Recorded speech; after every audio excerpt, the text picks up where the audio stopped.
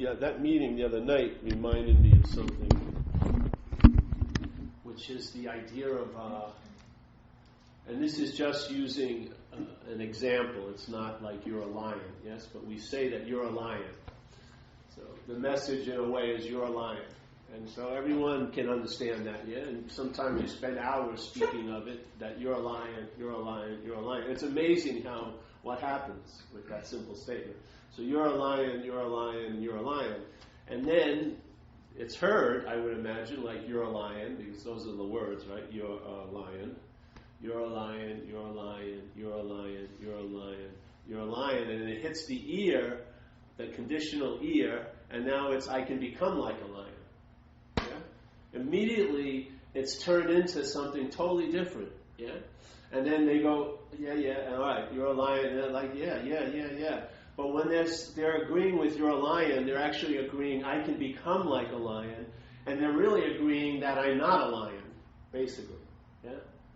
They're making like a dilemma the fact that that I'm not a lion, but the hope is, the possibility is I can become like a lion. But then the becoming like a lion is really based on you. Yeah? You're going to be the one who's going to determine if you're getting closer or farther, or you'll find some other authority to tell you if you're getting closer or farther. But there's going to be a whole giant act of God playing, in a way, about becoming a lion. Yeah? But if you are a lion, it dismisses that whole God playing. Yeah? Because there's no becoming, and therefore if there's no becoming, doing and having loses its juice. Yeah? If it isn't about becoming, then doing and having gets suspect. Then doing and having has to be looked at in a different way, not as a means to an end, but maybe as an expression of the end. Yeah? Yeah? Maybe the end and the beginning are the same, but the doing and having would be more like an expression instead of a way of getting somewhere to become something. Yeah? Yeah? But if it's to become like a lion, the doing and having just locks right in. Yeah? And the doing and having, what does it imply? It strongly implies there's a doer and a haver. Yeah? It's very difficult, the way we view doing as it's happening through us or others, is not to have the doer pop up. Either you or me, or someone else, or a God as the doer. Somehow, there's got to be a noun or someone or something is doing it. Yeah? That's how the logic of our mind works. It can't go out of that logic, the logistic system it's in.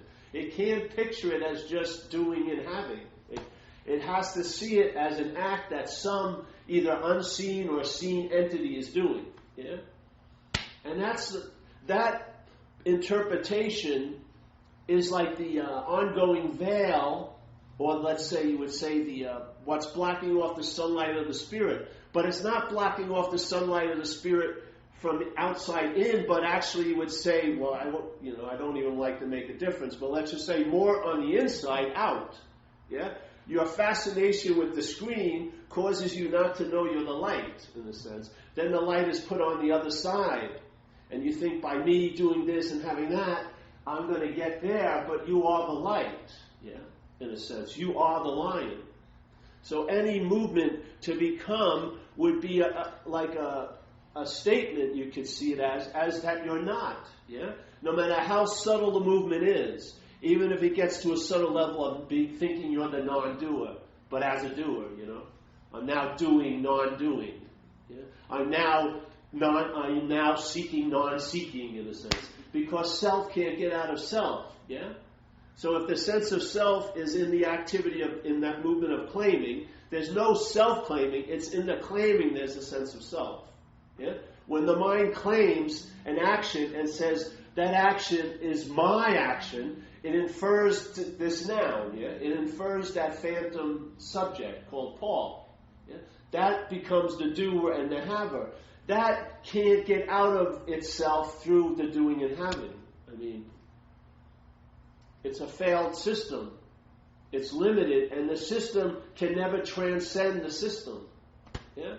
The idea of being you isn't a fact. It's made up and reinforced by the mental process. Yeah? You could say it can't be created, but it's made by this mental process.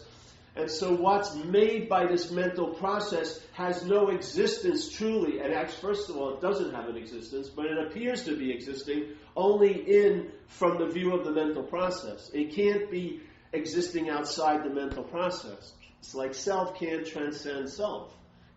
Self can transcend the process that's making it, yeah? In other words, when something is being projected and it's taking an appearance, that appearance can't leave the field of the projection. Yeah? It wouldn't be appearing. Because it's an appearance. It's coming from somewhere. Some source is projecting that, and then there's the appearance. The appearance can't disengage from the source of its projection. Yeah? And be something. You know what I mean? It can't cross the line of appearance into existence. It's an impossibility, I'd say. Yeah? So without what's projecting it, there is no projection in a sense. So the projection wants to get out of the field that's projecting it. Good luck. Yeah?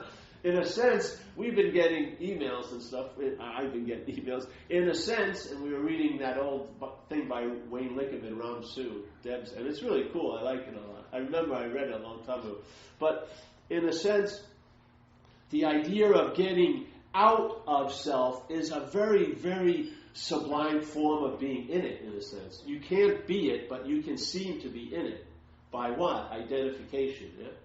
Obsession causes you to be obsessed or interested in it, but identification is much farther along than obsession.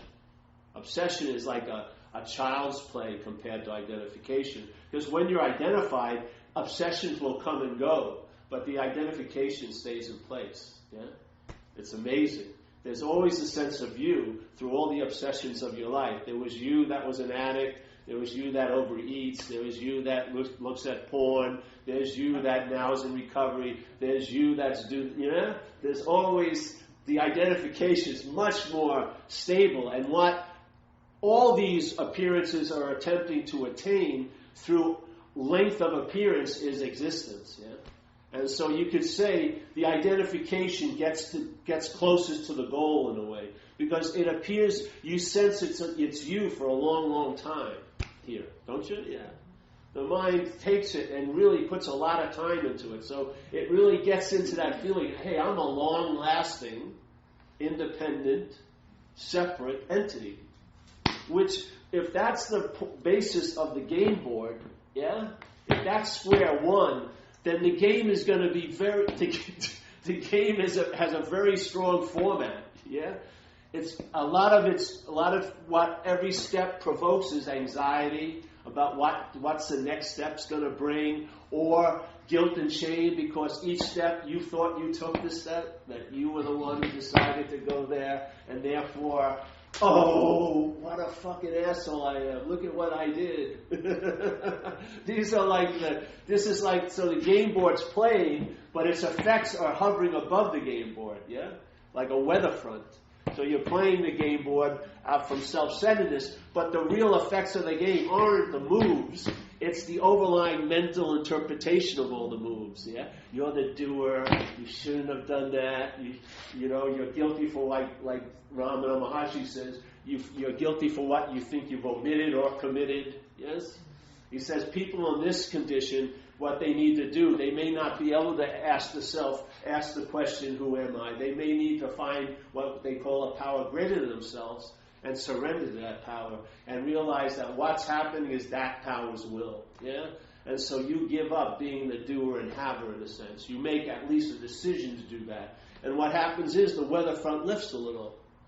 And so the game seems to be the same, but how you travel over the game is a lot different. Because it's not really the squares that are determining how you're traveling. Yeah? It's the condition above the squares. Like the I, me, my, I'm the doer, I'm the haver, time, all this, all that. Those are the main influences. And we want to get relief, but we've been taught to get relief. If you get to the boardwalk, you'll get relief from this thing. If you're in Baltic, it's going to be worse. Baltic Place, whatever. Like Monopoly. Each square has its meaning and value with the hopes that we get relief because we believe it's based on we didn't do the right thing or we weren't at the right place at the right time and I should have went left instead of right. That's all baloney. That's all part and parcel of these interpretive packets you get on the game board, you know what I mean? From society, from books, from shit like that. The real relief is from the weather front. The sense of being the doer and the haver, you know, whose life is this anyway is a damn nice question. Stuff like that, because that's where the game stays the same, but the weather front lifts, yeah? And you feel what? You feel really the real game is looking up, not being so concentrated on this, yeah? But the real game is looking up. When you look up and the weather front's broken, what sense is light, yeah? Light. So, man. So no matter how well or badly you put it, it seems like the mind it's a very difficult thing for it not to make this contortion of a message, which is, I'm a lion, no, I can become a lion. Like a lion. It's really incredible. I remember I read a book, I always talk about it, because there's a pretty nice 5-page description of non-doership, you know, not being the personal doer from this teacher. Really nice. And it's one of those books that was just a transcription of talks, yeah? So after this 5-page thing went on, and then the next paragraph was student, and then the student must have raised her hand and said, all right, I got exactly what you said, now what do I do? You know? This is sort of the dilemma, because if the message is getting claimed by self, it can only think of it from the point of self-centeredness. It can't think outside the box, you know? Because it is the box. It can't, what's in the box and is the box can't leave the box to think outside it. It just can't do it. Yeah? That's what happened when I was young and something occurred and I went home and thought about it. The only points I could look at it from were from self-centeredness. Maybe there was like 50 of them. But each one was limited from the system my mind was in. There was no out. Yeah? They were looking for an out, but you can't look for an out in the activity of being in. It doesn't fucking work. That's part of the activity of being in, is looking for an out. That's like one of its great jokes. Yeah? When you're in the activity of being in, you've driven to look out. Yeah? But there's very little real long-lasting relief in that looking out, is there? Because it's actually part and parcel of being in a sense. That's why someone emailed me and said, well, you could be doing so much more. Yeah, but thank God I'm not. Literally, you know? You could be progressing, yeah, and yet I don't want to. I don't want to progress anymore. I don't want to run another 5 yards. I want to put the ball down and see what happens to the game. I've been running with it for all this period of time, hoping that the game and the rules would change, yeah? And if I scored enough, yeah, then things would be different. It's a failed system. What happens if you put the ball down? Yeah? And sit right where you are with that, and then watch the mind wanting to move out in the purpose of accruing value and maybe not go with it. And then see, you may get the relief from the true problem by not moving in a way. Yeah. These lashes of driving to some noble endeavor. I was just reading a thing about, going into all these worlds and then seeing one God that wasn't God to another God and then to the big, big God. Jesus Christ. It just looks like way too much work. You know what I mean? All I want is to travel lighter, basically. I mean, really, if you felt really an ease and comfort in your own skin and in the circumstance of your life, you would see all those noble endeavors weren't that noble. They would sort of be dismissed, because really what we're looking for is an ease and comfort now, a traveling lighter. That works, yeah? That really makes sense. Just like the big book in recovery. When I was young, I read a number of books in spirituality, but the one that rang the truest and the most and continues to ring is the description of an alcoholic mind. And then what happens if the alcoholic mind shifts and the byproducts of that shift. That's the book that resonates with me more than any other freaking book. Not comic books about 12 dimensions and seeing the greatest God of all gods, and you better watch out because he's not a happy God, whatever it is. This is just really, I had an inability to have a viable relationship with another human being. Yeah, all right, I'm with you there. Yes? I can't seem to be here because my mind isn't occupied here. It's occupied here with there and then. It's here, it can't escape, but it occupies itself with something that's not here, which is there and then. Yeah? And I realized after a while, there's no getting out by what's in. Self can't get out of self. Yeah? So maybe if the ball's put down, or maybe if there's just a possibility of, I'm not the runner with the ball, it's just mind running with this imaginary ball. Yeah? Maybe if I'm not that, then the whole game may be different. It will still look like Mill Valley and this and that and other people and feelings and all this stimuli will occur, but that weather front will lift. Yeah? You'll travel lighter. And I'll tell you, once the traveling lighter really hooked in, it seemed like a weird coincidence, but my drive or my urge to seek relief got dismissed pretty much. Yeah? And I sort of put two and two together. The reason why that seeking never stopped was because it actually truly never found what it was looking for. It found ideas about what it thought it was looking for, yeah, but it wasn't really what it was looking for, because when it found what it was looking for, it stopped. Yeah, the seeking stopped. And then you know it, you know that you're onto something by it ringing that. It's like a truth. It resonates. You're like, oh, yeah, so that's it, in a sense. And it's like, that's it, that's it, that's it. It's not that's it, like it's a done, frozen cubicle of a concept or an experience you had. And now you can go back and rub against it and get, some, I'm understanding it. No, that's it, that's it, that's it, that's it, that's it. It's every moment, that's it, that's it, that's it, that's it. You can't even take a breath. You can't go, no, you can't go, oh, that's it, no, that's it. You can't, oh, that is it, no, that's it. It's just, that's it, that's it, that's it. And it's like, it takes all the middlemen and women that are running up there in time out of the way, and you're right where you are. Yeah. And when you walk in a room, that's the experience, not the thoughts about walking in the room, but the walking in the room dominates your experience. And in a sense, you finally start living. And living in the living of it is pretty satisfying on a lot of levels. Yeah? In every interpretation, there'll be fault found in living. Yeah? Really, isn't there? When I interpret life, there's always fault. There's always comparison. There's someone doing better than me. Yeah? It's always like a race. Every interpretation takes a lot of weird little tangents. Yeah? But living is a lot more arresting. Yeah? When you're living, it's really clean. It's just going. Yeah? You can try to stop and have an opinion of how it was going, or you can just stay with the going and let the going teach you, through finding out instead of knowing anymore. Yeah?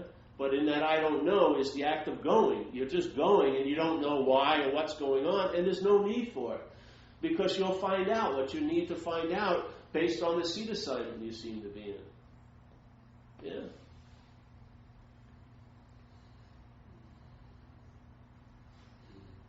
But this little bit of discrepancy between becoming a lion and being a lion is basic to me the difference between heaven and hell, in a sense, like they would say in Zen or Taoism. That difference between heaven and hell is becoming a lion or being a lion. Like Ramana Maharshi says a beautiful thing. I don't know if he said it, but supposedly he said it. And he says, to know God is to be God. It's so beautiful, that statement. Yeah, because in my head, to know God is to be a knower of God.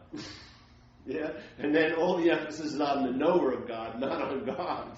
And there's no two things, but you know what I mean? How the mind usurps everything. The greatest importance of God is usurped by becoming the knower of God. Yeah, the greatest incredible value of God gets usurped when you become a seeker of God. Woo! Watch out. Watch out, those seekers of God, man. Beware the seekers of God, for they shall smote you.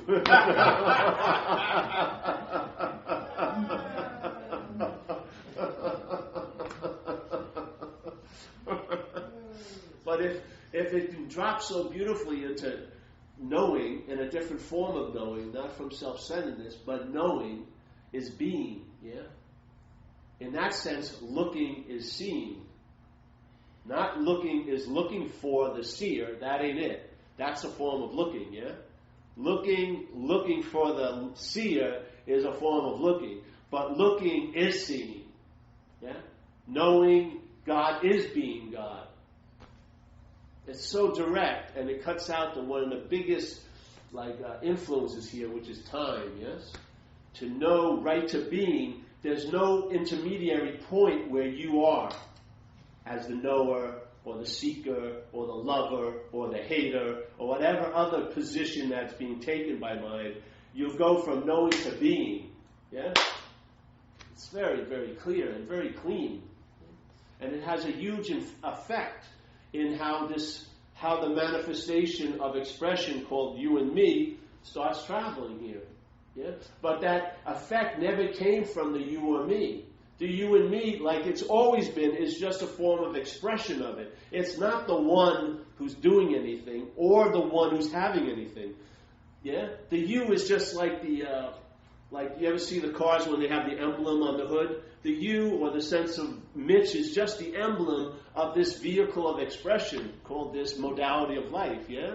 Called this body. There's no driver in it. It's just driving, yeah? There's no passengers in it. There's just driving. So that emblem, from that point of view, when there's that sense of the absence of a driver, it's what it sees in the game board as it's driving over causes it just to travel later, yeah?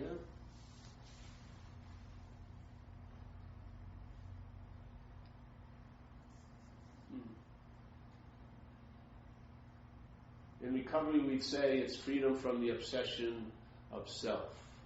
Yeah? Obsession of self takes many forms. It can look like you're very virtuous and kind. It can look like a lot of different attributes. Yes?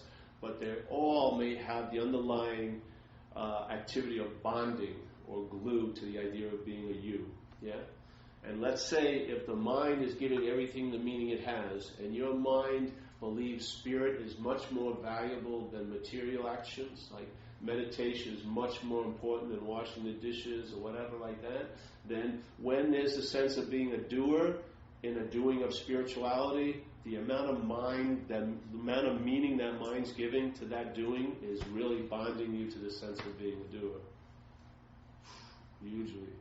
Because it has a lot of meaning. It's chock full of relevance. Yeah? I can give up all my day except that. I've got to get in contact. You have to get in contact. Why not allow that to inform you of itself instead of you informing you of it? I think it would be a nicer approach, yeah? To open to the thing, I have a higher power of its own understanding. That's what I want. I don't want a power of my own understanding. It's going to be very limited. You know what I mean? You'll get me parking spaces maybe, or a date or whatever, or something like that. But it's going to be very limited. It's going to be like, like a shopping consultant. Maybe I'll pick better partners. And oh yeah, I'm eating better now. Great, it can roll that way. But the thing is, if I have a power of its own understanding, what is that going to do? If this is a place of expression, you don't believe that power is going to express through whatever opportunity it has to express through? And if you're open to being that opportunity, you don't think that power is going to come through? I did it when I was first. I didn't do it, but when I was first in AA, I got asked to do those workshops, the 4-step workshops at the Dry Dock, which was this meeting place in San Francisco. I had no inclination to do it. The girl I was seeing said, I think you'd be pretty good at that. So I started doing that. And I went there every Monday night for 19 years if I was in this country. And mostly, and even if I was sick, I was there. I very rarely missed it. 19 years, or maybe more. And every night I went there, being in the position, for an expression to come through. That expression came through. First I thought, this is a juice, and I was the hose, but I realized the hose was also irrelevant. There ain't no hose. It's the hose and the juice, but for a while I thought I was the hose, and I was putting again, a lot of the light from it was being shown on me, and I'm putting myself in this position to be used. Yeah, but after the fact, I saw that wasn't so. Just sitting there, the message came through. And it's never failed. I've been doing it now on this level for 20-something years. And I don't never prepare. We don't have a get ready room over there where I sit and prepare for the lecture of the day. Usually I forget the day I'm supposed to be lecturing anyway. We just sort of wing it, and what happens is something happens, and hopefully people get fed, and that's sort of how it's been. Yeah. And it's proven, but if it was me that was coming here, there would be many days and nights I would have had a reason not to come. Many. The biggest reason would have been if I was bad to someone that day. How could I be spiritual if I was bad at 3 o'clock? I need more time to get over. I need more penance time. I've got to purify myself. This is all about you again. Yeah? Even spirituality becomes all about you. It's like a reverse mirror. You think you're putting your attention on something, but it's bouncing back to me. It's like, those things when you want a suntan for your face, you get those aluminum things. And you're thinking I'm really noble, but it's all like catching the rays. I'm the seeker of this great thing called God. I. And when it hits you, if you're ever in a spiritual practice, it's like your pants fall down in the middle of a town square. And if you don't pick them up, that's a really good move. You don't try to get up. You just let the whole freaking thing drop because it dropped. It had nothing to do with you. It's hanging around your ankles. All your little spiritual pegs you used to hang your hats on. It doesn't fucking mean a thing. Yeah? What? Yes, all that time of yours that you invested.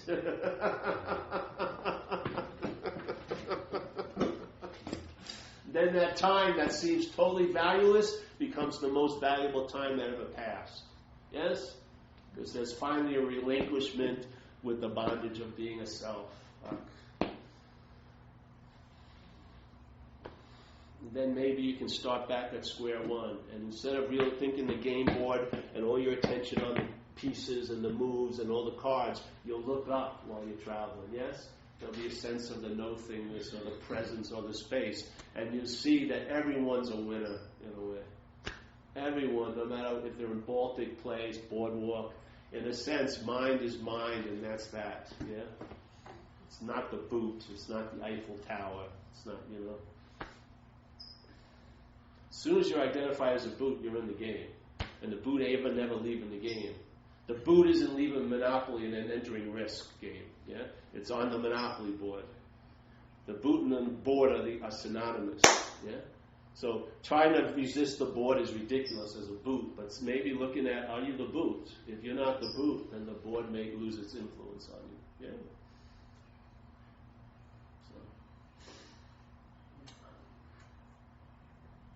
That's clear, isn't it?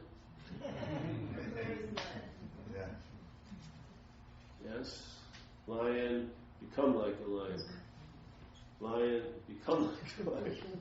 That was the first video we ever did at John Claude's house. We were it was like the gang that couldn't shoot straight. But we had that talk on, which was, talking about the lion and everything, and then realizing, what happens is, the sheep mentality likes the qualities of the lion, yeah?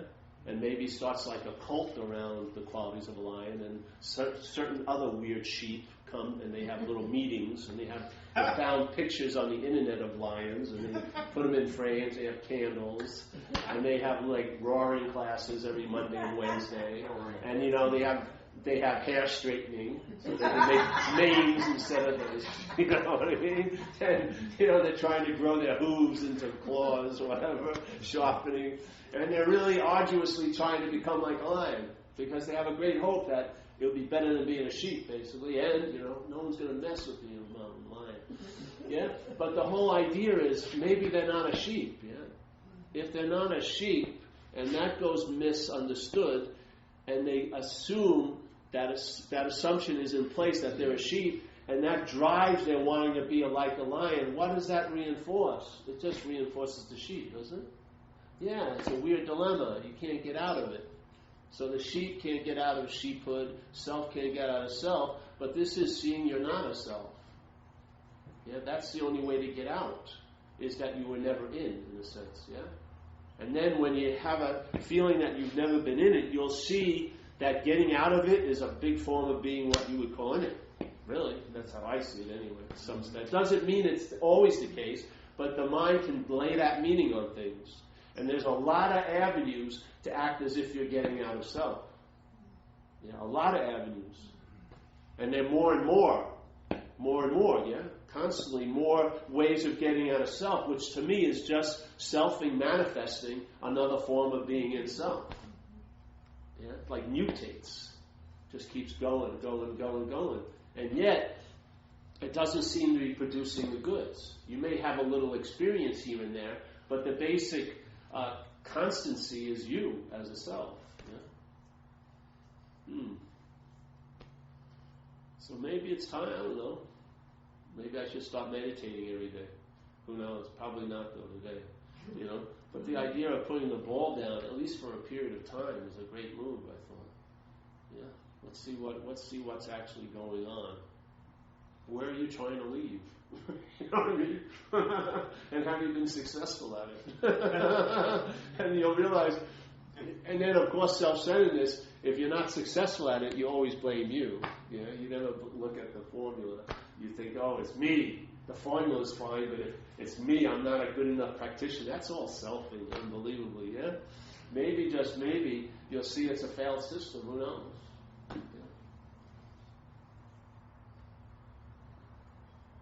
And if you drop it and don't pick something else up, something will be provided.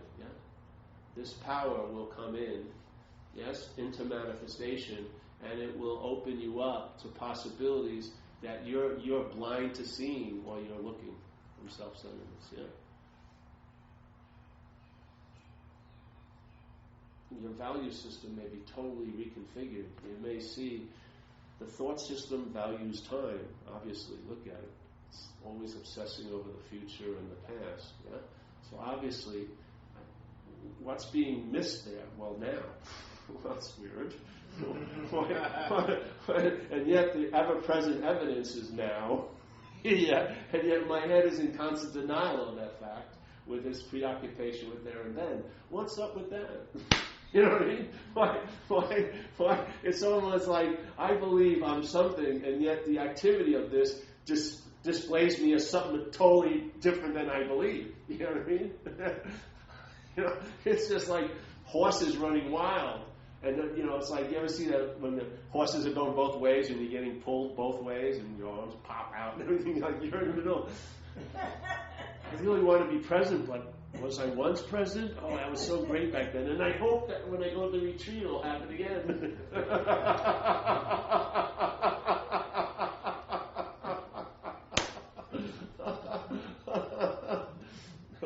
Okay, I've been working on peace for years. Here it is. I got to get going. I got an appointment at 11. I'll get back to you, peace. Stay right there. I'll go back to you with a memory. Yes, that's better. I don't want the real live thing, but I remember the day I was at peace. Oh, yeah. That's nice. Let's crystallize it, put it there. Woo! That's good. Okay. Shooting for that peace again. I hope I don't find it. I'll see you.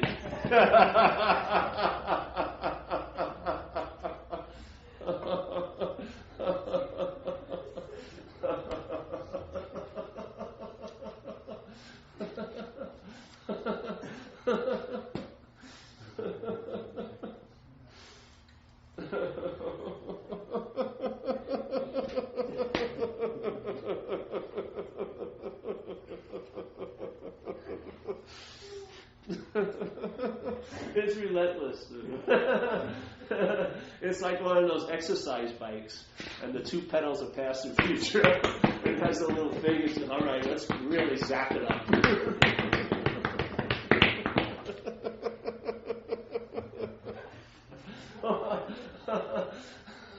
You're driven for the 3 miles on the bike to get to that goal at the 3rd mile. You pass it right by. And then you see, hey, wait a minute, I thought that was the goal. And then you really see the goal, which is just the seeking in and of itself. Because what does all that seeking do? It's like a noble, incredible Art Deco mirror of the seeker. Yeah? Woo! Yeah. You ever see people when they tell you stories, they go back, past lives? Where are the dishwashers or the cobblers? They're always like, the princess or something, or, you know what I mean? Where's the cobbler? Where's the person that was cleaning up the shit in the street? Oh, yeah, I was a shit cleaner. Oh, that's cool. You know what I mean? It's always like Cleopatra or something like that. These are just mind just riffing, Anything can happen in what's not happening. Anything. Anything the mind can come up with can seem to be happening and what's not happening. There's no rule or reason in it. But what's happening has one quality, what's not happening doesn't have, and that is it's happening. And that's the key. Yeah? For something to be happening, there's got to be consciousness there. For something that happened, mental memory will work. Something will happen, mental projection will work. But something happening, consciousness is available there. Yeah? Awareness is available in a happening. When life is a verb, then there's a pregnant presence in that verbing, that consciousness or that awareness. When it's been neutered and made into a past and a future, it's dead. It's mental realm. Yeah? And the only God in the mental realm is self. It's the idea of being a self. That's the God there. So, yes.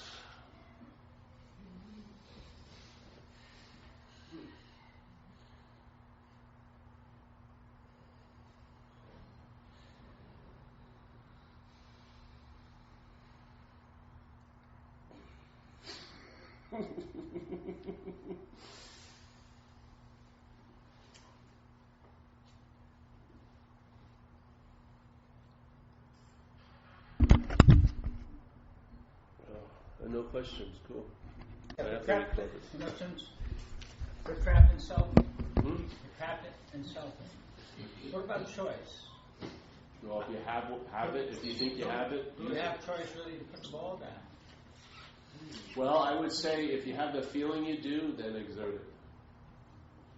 If you have the feeling, not philosophy, knowing you don't have a choice. If you have a feeling you have a choice, do it. Do the next right thing. Yeah? But if we're trapped. What? But if we're trapped. There isn't you trapped. You've never been trapped. There's the mind trapped in the idea of being a self. You're not that. Yeah? There's an identification with that, therefore we feel like we're trapped. But you're not that. You can't be trapped what you are. Yeah? You know what I mean? Awareness can't be trapped. Yeah. It's only the mind and the identification with the mind. Its holographic image of you is something that can be trapped. A body, yes? Just like if you look at the identification as a body, spirituality is made into a body activity, really. You go on a spiritual journey. What goes on a journey? A body. Yeah? The spirit or awareness, let's say consciousness is all there is. Where is it journeying to? Yeah? It would only find itself wherever it went. Yeah? But a sense of being on a journey is cast in the language of a body, isn't it? And so you say, oh, I reached the heights. I saw the heights in there. I saw the everything. That height, what would climb up to that height? A body. Yeah? What falls into the depths of despair? A body. Yeah? As if it's a pit. The mind presents you as a body. That's how it thinks. Yeah? It thinks in the language of a body, of a single entity. And it tries to put whatever it comes in contact with here into that context. Yeah? So spirituality has been put into the context of a journey someone, long-lasting, independent, separate entity is on. Yes? Like I'm on a spiritual journey. That would be the shortest journey of all time if you were truly on a spiritual journey, because you're at the arrival point wherever you leave. Yeah? It would be understanding. It would be clear and clean. But when it's cast as a body, this can be seen to be here, and then that can seem to be there. And therefore there's a journey. And when there's a journey, what's required? Paths, right? I need a path to get to where I want to get to. Yeah? I'm on a journey. Show me the right path. There's many paths, but they all lead to the one place. Yeah. I would sense the one place they lead to is right where you are now. That's my feeling. Yeah. But let's just say you're going to do a path. So, right, do the path. And if the path's worth its salt, it's going to exhaust your belief in a path, and then when that's exhausted, you'll be right where you always were anyway. So, and the only thing that will have come to pass is time. So what? Time doesn't have any real relevance. And are you aware of that? Right? I would hope so. Right. Yeah. In other words, the idea of longing and patience is all of time, if you look at it. Yeah. If you get a real flavor of now, there was not a moment that wasn't now that I was longing for this now. Yeah. So all these feelings, these adjectives of like a romantic yearning in time have no relevance in this moment. There's no one that was not here that wanted to be here. Yeah.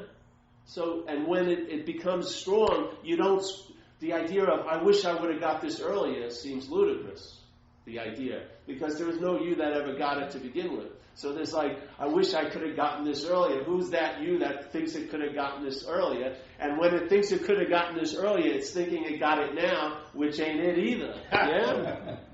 So self can't get out of self. That's what I'm saying. But you're not self. That's the good news. So you're inherently out of self, but the activity of mind is to present you as being in a self. Yeah? And then it wants now to get out, and I'm saying you're inherently out. And if you try to act and do a whole lot of shit to get out, you'll be denying that inherently being out. That's my feeling. Not because it's my mind, but mind. I've seen it, and I don't see my mind as different than yours. The conditional mind. It works in a certain logic, yeah? And that logic is, it denies something, and then maybe it wants to go there. Yeah? But first it has to deny it to get all ready, to get all excited about the journey, because if it didn't deny it, it'd have to be excited about just being here, which it doesn't want to be because it doesn't have much of a story about it. It has a great story if I wasn't here and then I got here, or I had this great event and now I'm here forever.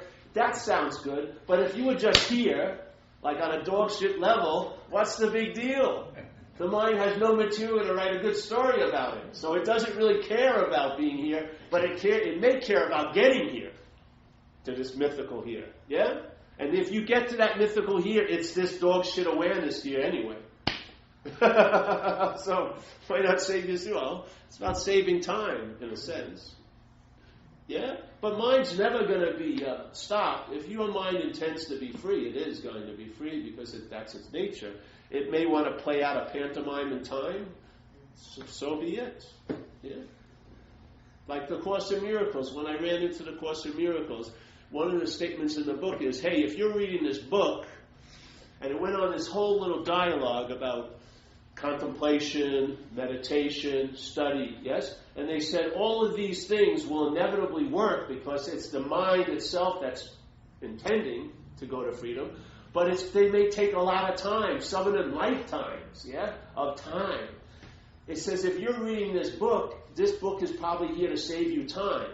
And the fact is, all those methods, if they're really worth their salt, they're always going to end up at a point which they would state called, I need do nothing. Yeah. Well, we're saying, let's start there. I need do nothing. Because inevitably you're going to end up there anyway. Yeah? So he would say, I need do nothing. So let's start at I need do nothing. And then maybe, you'll save time. Because time is a big ingredient here. Yes?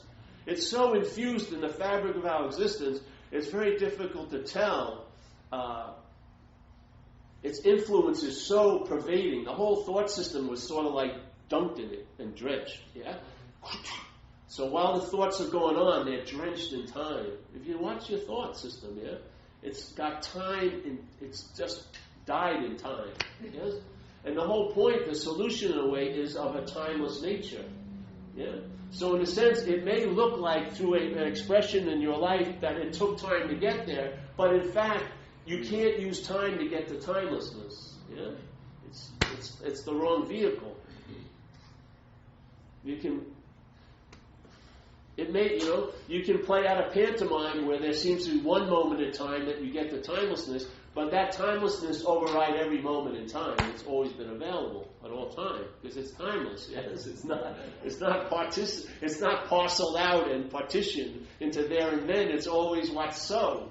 So, to me, these statements of always what's so and everything point towards like an absoluteness. And that absoluteness is a nice place to rest, because in dualistic thinking, there's no absolute. It always has an opposite, yeah? But this can become an absolute in your gut, where you just realize nothing ever really happened here, in a sense, yeah? There's all happening, but nothing ever really happened here. There's no, like, it's just like going on, yeah? Just going on, incessantly going on, and then one day a breath will go out of your body and another one won't go in, and that will be the end of the movie, in a sense, I'd imagine. Not for you, but as you, yeah? And that vehicle will stop, but I don't think what's so is going to stop when the appearance of what you are stops. I just don't sense that, yeah? I don't believe you're conscious as a body. I don't believe you're doing it. I don't believe you're aware. I don't believe you're seeing. I don't believe you're hearing. I don't believe you're feeling. I don't believe you're tasting. I don't believe you're touching. I would say the same state of mind or awareness is touching and seeing and hearing through all these vehicles. That's my feeling of it, yeah? I mean, there is only one subjectivity manifesting, expressing through millions of different objects. And they can have 1 billion and 8 billion and 15 billion, and in this space, no matter how many billions of things will be here, awareness will be moving through them, because awareness is everywhere, yeah? There's no lack of awareness. So you can have 40 billion, 800 billion, it doesn't matter. If the vehicle can express, that will move through and have an expression here. That's my sense. So wherever you as a body or as an animal pops up, awareness activates it, and there you go. It has a little run, it comes to an end, yes? And then something else pops up, awareness activates that. Yeah? On and on and on and on it goes. Because we're in a giant field, or like a non-liquid ocean, in a sense, of awareness, yeah? And there's all of these manifestations, and to fuel that manifestation, awareness moves through it, yeah? It expresses itself through this form. That's what's so beautiful in a way. There's all these unique characteristics that are being expressed coming from one source, yeah? One source is expressing zillions and zillions of ways. Where for you, your characteristics and your behavioral patterns are very limited as this little action figure. But there's billions of us. Yeah? And unlimited limitedness, yeah? All these limitations, but from an unlimitedness, yeah? Just producing limitations, but it's from unlimitedness. Just producing limitations. Millions. 8 billion, 20 billion. Doesn't matter how many things or creatures are born. There's still going to be expression. Look, when you walk in a garden, everything is fucking going on. Life is just yelling out. If they all had voices, it would be so loud here. If every flower, as you were going towards the sun, had a voice, it would be like, whoa! It would just be a giant... it would be so loud, because everything is expressing unbelievably. It's nice when you have eyes to see. Instead of listening up here, which causes you not to be not you, but it causes a lack of attention to what's actually happening. Yeah? And then that quickly or slowly supplants what's happening, and that becomes what's happening. The take on what's happening. Yeah. I don't know, The take on what's happening is only going to lead to the sense of you. What's happening will lead to what's happening, yeah? But the take on what's happening, if that is what's relied on, it will just keep bringing it back to you, to self, all fucking day, every year. No matter what you come in contact with, it'll always be referencing you again. But when you're in awareness of what's happening, you're in contact with what's happening. Yeah? You are in contact with that which is. Yeah? You can't get there through the mental here. You have to see you're not that's in the mental here, and realize you're here, and then there's an obviousness of a presence, yeah? While you're alive. You may hear it like sound, a lot of things. It can manifest in a lot of different ways. It's like you can finally hear the hum of the generator behind the whole movie. You can hear it, the hum of the word, let's say, like in the New Testament, there was the word and the word made whatever, yeah? What is that word? It's like a vibration, yeah? And this is like, you can hear it in your head constantly. You can. It may be lower, but there's a boom, a hum, or a buzz. That's one of the ways it manifests. It manifests in thousands of different ways. Yeah? But all of them point, all of them indicate what cannot be understood, what cannot be seen, what cannot be felt. Yeah? But so it produces a sense of what seems not to be there, and then what seems not to be there becomes the biggest thing that's not there in your life. Not there becomes the biggest thing that's in your life. Yeah, it changes your experience here with with all this shit, all this good stuff and bad stuff and everything else that happened. So, no more questions, right? 1, 2, 3.